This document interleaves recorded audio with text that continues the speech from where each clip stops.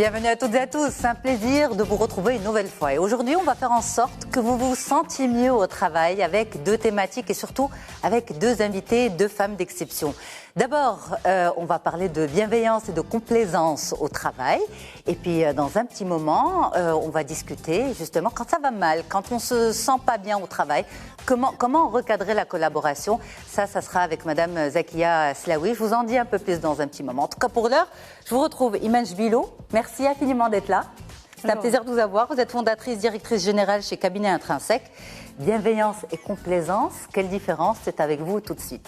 Alors justement, pourquoi ce sujet? Parce que nous sommes à l'ère où finalement, cette notion d'empathie, de bienveillance, elle fait beaucoup de bruit au sein de l'entreprise. Mais moi, j'ai l'impression que c'est finalement une compréhension assez subjective. Et donc finalement, ça peut facilement déborder vers de la complaisance. En termes de définition, est-ce qu'on a une définition claire de ce qu'est la bienveillance, de ce qu'est l'empathie et de ce qu'est la complaisance? Et c'est ce qui va permettre ensuite finalement de bien cadrer le sujet. Imen. Très bien. Déjà, je vous remercie pour l'invitation. Alors, on rentre tout de suite dans le sujet. Vous parlez de bienveillance, vous parlez d'empathie entre les deux et de complaisance à la fin. C'est ça. Alors, quand on parle de bienveillance, déjà étymologiquement, il faut savoir que c'est faire que l'autre se sente bien. Déjà dans la définition première du mot. Maintenant, quand on part de la bienveillance pour aller chercher l'empathie, c'est être à l'écoute de l'autre, se mettre à sa place. Pour faire très simple, oui. On ne va pas aller chercher vraiment les explications profondes, etc. Par contre, et là on en arrive au dernier terme, c'est le terme de la complaisance. Là, on est dans un extrême, c'est-à-dire à trop vouloir bien faire, on tombe en fait dans une extrême qui pourrait être, dans un contexte professionnel, contre-productive. C'est ça. D'accord ? Alors, pourquoi est-ce que la complaisance est contre-productive? C'est parce qu'aujourd'hui, je veux dire, vous l'avez si bien dit, la bienveillance est un terme qui est quand même galvaudé, on en parle souvent, il y a souvent une injonction de bienveillance dans les entreprises. On leur dit, bon, si vous voulez avoir une meilleure performance de vos équipes, il faut que vous soyez bienveillant avec vos équipes, vis-à-vis des managers, bien entendu. Mais quand on arrive en faisant cette injonction, ce qu'on obtient, en fait, c'est la réponse de la part des personnes qui sont déjà bienveillantes à la base. Je veux dire, ils se sentent beaucoup plus sollicités que les autres, parce qu'ils comprennent plus ou moins ce que c'est que la bienveillance. Et du coup, bienveillance au carré, ça nous donne... Complaisance. Exactement, de la complaisance qui ne va forcément pas servir l'employabilité de l'équipe et aussi la performance et la productivité de l'équipe. Alors justement, comment jongler entre productivité, exigence et bienveillance? Comment être exigeant avec son équipe tout en restant bienveillant? Est-ce que c'est possible? Oui, c'est très possible. Maintenant, il faut qu'on s'entende sur la définition, encore une fois, des termes. Oui. Alors, quand on parle d'exigence, il ne s'agit pas de soumettre notre équipe à une surpression. Parce que quand on entend exigence, tout de suite, on va penser à exiger de notre équipe le double de l'effort, à mettre des délais de plus en plus rapprochés, donc des délais peut-être même impossibles. Et du coup, on va aboutir à quelque chose qui est intenable pour notre équipe. Alors, l'exigence, ce n'est pas ça. Ce n'est pas vraiment ça. L'exigence, c'est, moi j'aime bien dire ça, en fait, c'est un café corsé où il faudrait mettre un sucre de bienveillance. Il faut mettre le sucre de bienveillance dans notre café corsé d'exigence. Comment est-ce possible? C'est-à-dire être réellement attentif à l'effet de notre management. Si on est vraiment à l'écoute et attentif à quelles sont les résultantes de notre manière de faire, comment est-ce qu'on, c'est-à-dire nos consignes, les consignes qu'on donne à notre équipe, la manière qu'on a de faire des feedbacks, la manière qu'on a de diriger ou de recadrer notre équipe dans des situations difficiles. Écouter et savoir et être attentif, être dans l'observation détaillée de ce qui se fait et de la résultante qui en découle, fait que nous sommes dans une forme de bienveillance. C'est ça. Parce qu'on va réajuster en permanence. On est dans une forme d'observation, en fait. C'est comme prendre du recul par rapport à la situation qu'on vit soi, puisqu'on est impliqué en tant que manager. Exact. Et j'en arrive aussi, parce que tout à l'heure, j'ai donné l'exemple de la personne qui est déjà bienveillante de nature et qu'on va, encore une fois, diriger vers un peu plus de bienveillance. Donc, il va se retrouver dans des extrêmes qui ne sont pas du tout bénéfiques à l'équipe. Mais il y a une autre un autre cas de figure, parce qu'il s'agit en fait de ça. Je crois que c'est une tribune où il faudrait parler de cas concrets. Okay. Alors, les personnes, par exemple, qui se sentent obligées parce qu'ils voient que ça va mal au sein de l'équipe, ils voient que leur équipe est surmenée, malmenée, les deux, et qu'elle n'arrive pas à joindre les deux bouts. Donc, à ce moment-là, il y a des personnes qui commencent à dire il faut absolument qu'on soit de plus en plus bienveillant, qu'on s'occupe de notre équipe, qu'on la traite bien, qu'on lui dispense, qu'on mette à sa disposition tous les éléments, les conditions qui peuvent l'aider à être plus performante.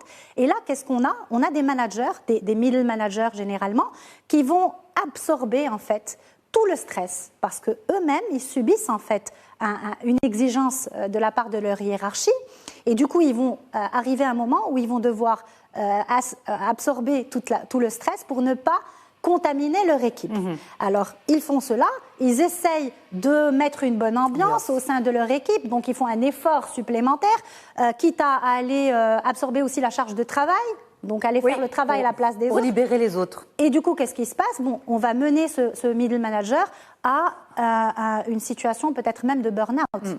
Parce qu'il arrive à un moment où il se dit, moi j'absorbe, mais je n'ai pas le même traitement vis-à-vis de c'est-à-dire ma hiérarchie ne me traite pas de la même manière. C'est ça. Donc je suis entre le marteau et l'enclume. Alors dans ce cas-là, pour cette personne, dans ce cas de figure, cette personne, est-ce qu'elle est bienveillante ou complaisante ? Puisque finalement, c'est elle qui finit par tout absorber pour ménager ses équipes. Est-ce que ce n'est pas plutôt de la complaisance vis-à-vis de son staff ? Elle peut être bienveillante, elle peut ne pas aller jusqu'à la complaisance parce qu'elle est dans la bienveillance vis-à-vis des autres, mais pour qu'il y ait bienveillance, je veux dire, de manière efficace et réelle, il faut qu'il y ait bienveillance aussi vis-à-vis de soi-même.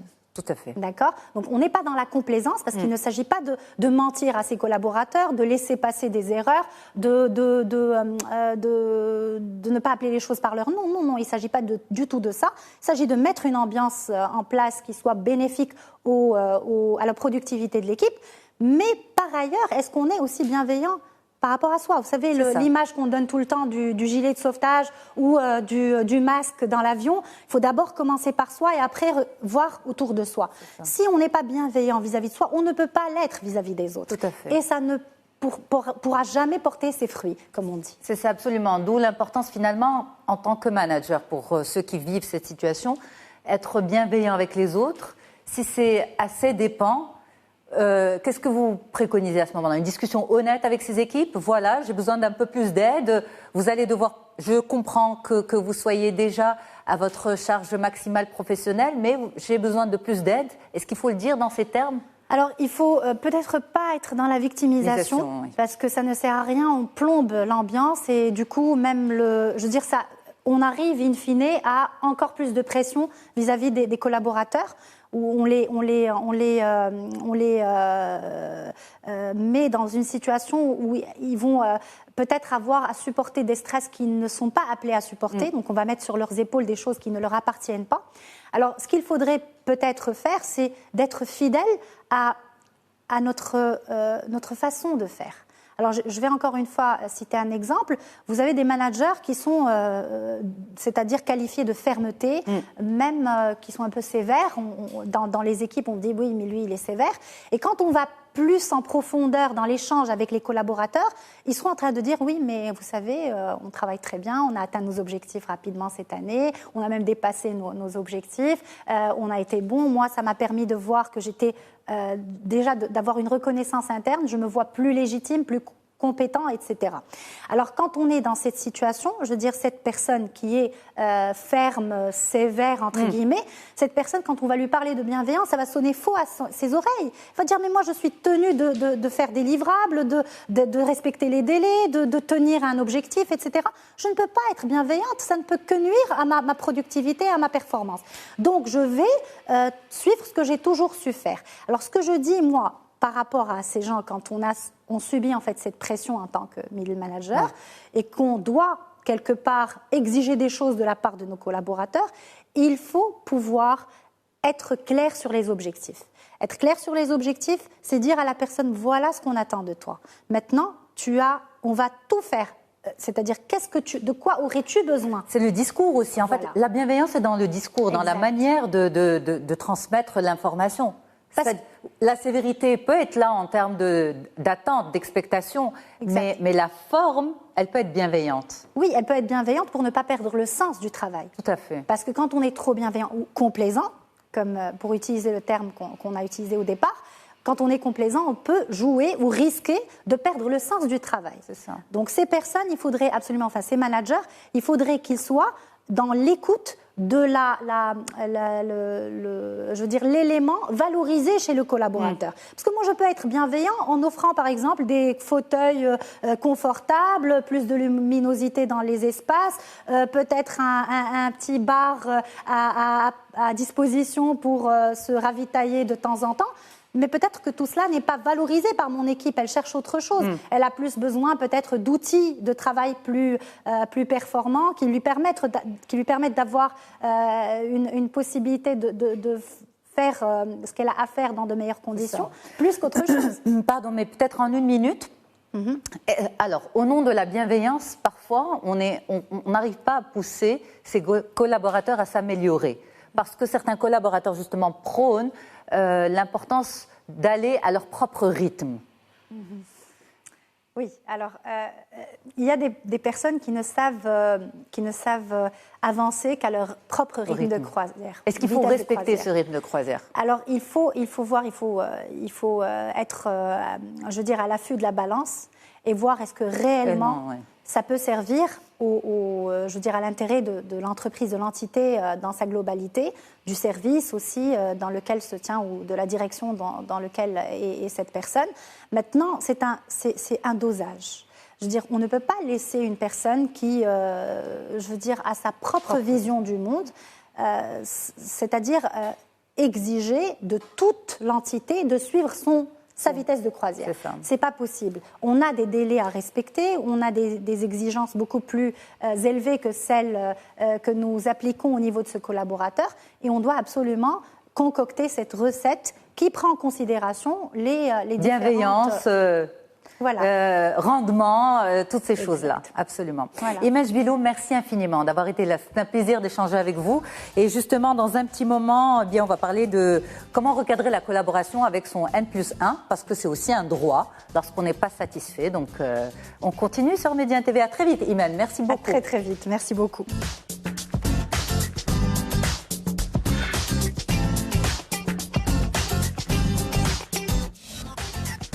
Et on continue justement à parler de votre mieux-être au travail. Alors justement, si vous vous sentez mal tous les matins au réveil, que vous traînez des pieds pour aller au boulot, et si c'était le moment justement d'avoir une discussion claire, franche et honnête avec votre N+1, eh bien comment faire? Mode d'emploi, on vous dit tout de suite avec vous. Zekia Slaoui, comment ça va Zekia? C'est un plaisir de vous avoir. Très bien, merci beaucoup, partagez. Vous êtes directrice associée chez KeyCoach Cabinet, et donc avec vous, on va avoir ce mode d'emploi. Comment savoir justement, moi j'ai parlé de traîner des pieds le matin, ne pas être motivé, mais comment savoir que finalement en parlant à son boss, à son N+1, eh bien on peut se sentir mieux et on peut être à nouveau motivé? Comment le ressentir? Très bonne question. Alors tout d'abord, avant de le faire, avant de se dire je dois parler à mon boss parce que ça ne va pas, il faut d'abord parler à soi. Parler à soi et se dire est-ce que j'accepte, est-ce que je suis prêt de mener et de rentrer dans un épisode émotionnel?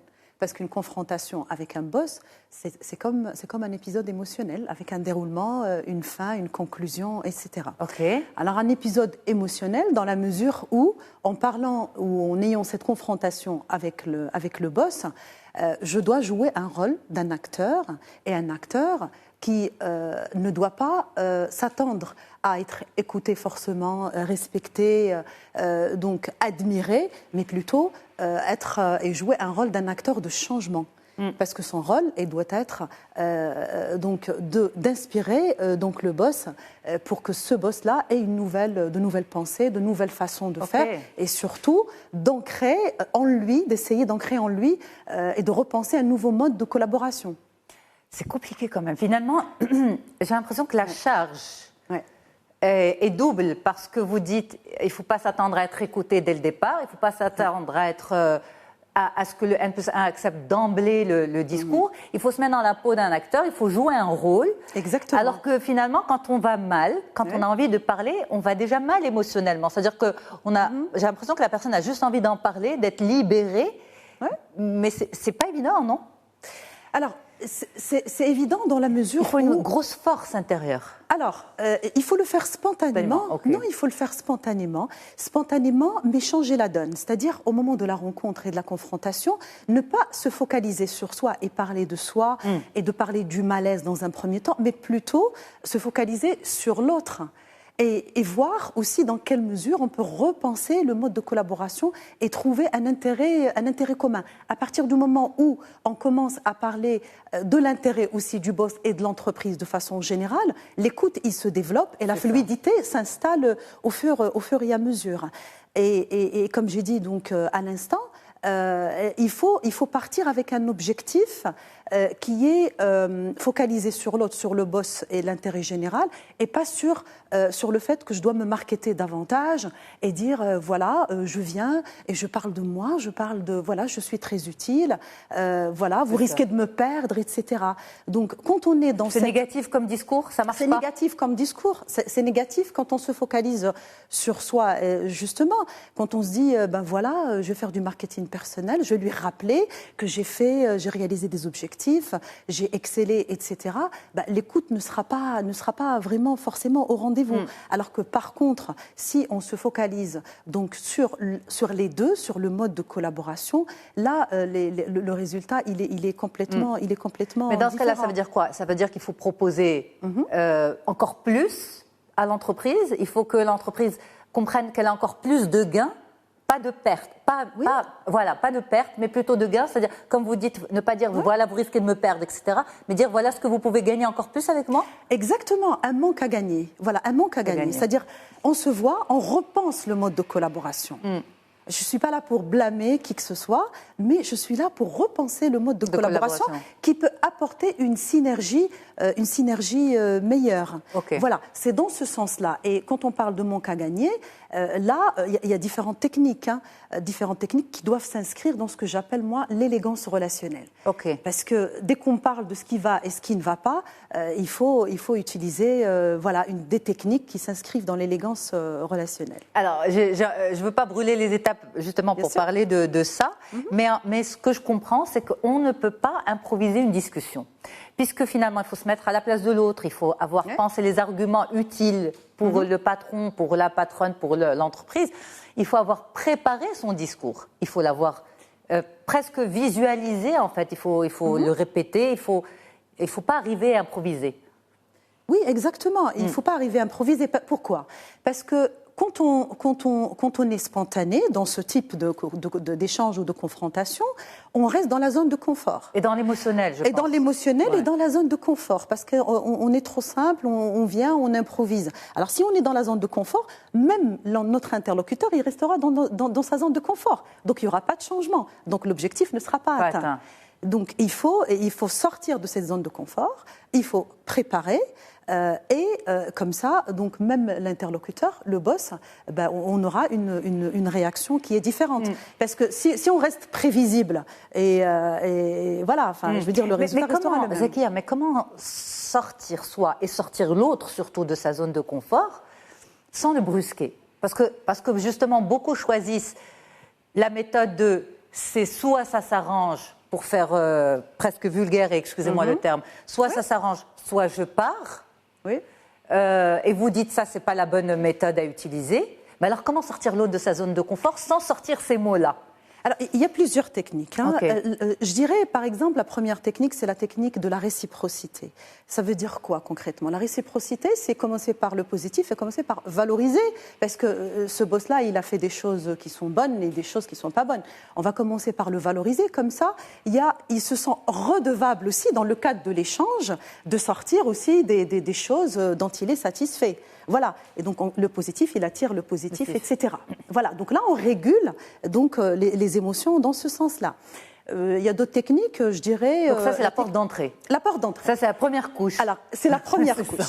La première couche. Alors après, je citerai aussi une autre technique que j'appelle la technique des 2 P, position, principe, on a tendance à tomber dans le piège et dire écoutez, moi j'attendais par exemple une augmentation depuis un an et là je découvre que je n'ai pas été augmentée alors que je n'ai pas eu de feedback de ta part. Voilà, et je suis très surprise, je suis très frustrée, etc. Là, la personne, elle partage sa position.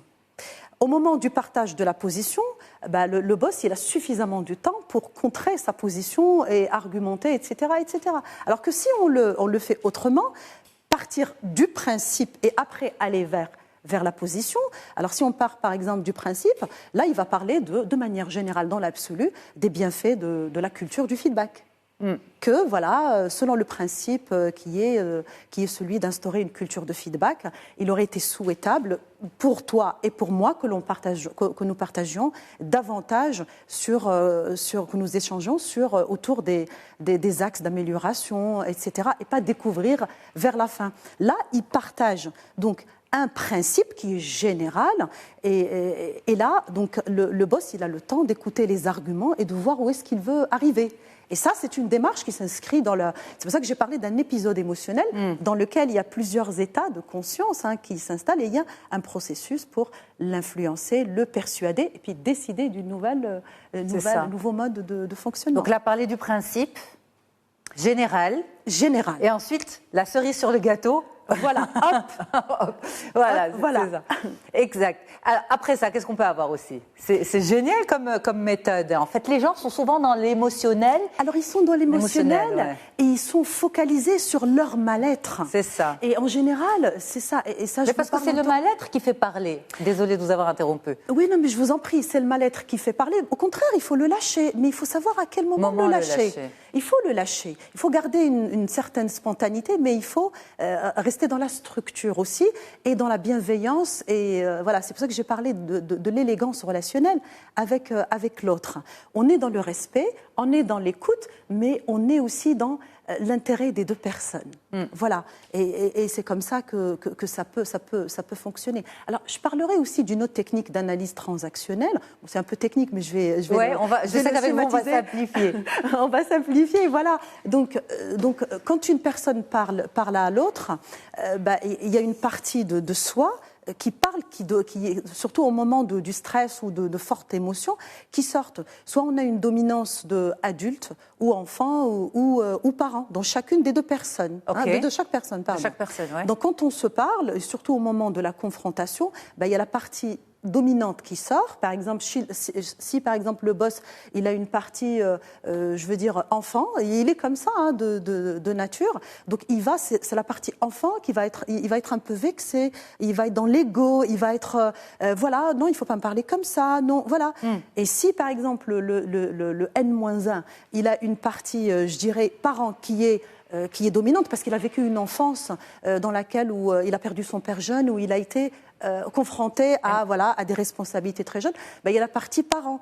Et donc, à ce moment-là, l'échange ne se passe pas bien parce qu'il y a l'enfant qui discute avec le parent. Alors, ce qu'il faut faire dans ce cas-là, oui, quand on a affaire à un boss qui est mature ou alors l'autre partie qui est mature, il faut faire en sorte, dans un cadre de bienveillance, etc., d'amener à travers des sujets, des questions, l'autre personne donc à monter, à sortir de l'enfant vers l'adulte en abordant des sujets. C'est compliqué. Des sujets. Non, c'est simple, c'est très simple. S'il parle de l'ego, il faut basculer vers la valorisation. Il faut le flatter. Il faut le flatter. Il faut le flatter. Le non-verbal dans tout ça. C'est très important. C'est important. Parce que là, on parle du verbal, de ce qu'on se dit, mais la communication est aussi dans l'attitude, dans le corps, dans le non-verbal. Alors, le non-verbal, le conseil que je donne, parce que très souvent, on me dit Zakia, je veux que tu m'accompagnes pour maîtriser mes émotions. Parce que j'ai un visage très expressif et quand je suis triste, ça ne va pas. Et tout le monde le voit, etc. Je dis, non, au contraire. Il faut que cette émotion, la laisser avec toi, s'exprimer et t'accompagner parce qu'elle t'a rendu service aussi dans ton passé, elle t'a aidé à mieux travailler, à avoir des résultats, etc. Donc le non-verbal, c'est tout simplement se laisser aller par ce que l'on ressent. Et puis je dirais aussi le sourire. Même si on n'a pas envie de sourire. Même avec les masques maintenant, dans les même avec les masques, on le voit, à travers les yeux. À travers les yeux. Le sourire, les bienfaits du sourire sont incroyables. Scientifiquement, ils ont prouvé que quand on sourit, il y a des hormones de cortisol, de bien-être, etc., qui sont sécrétées dans le corps. Et même la posture, quand on a une posture plus relevée, etc., ça se reflète et ça stimule. Et puis il y a la contagion émotionnelle aussi. Absolument. Tout ça fait en sorte émotionnelle.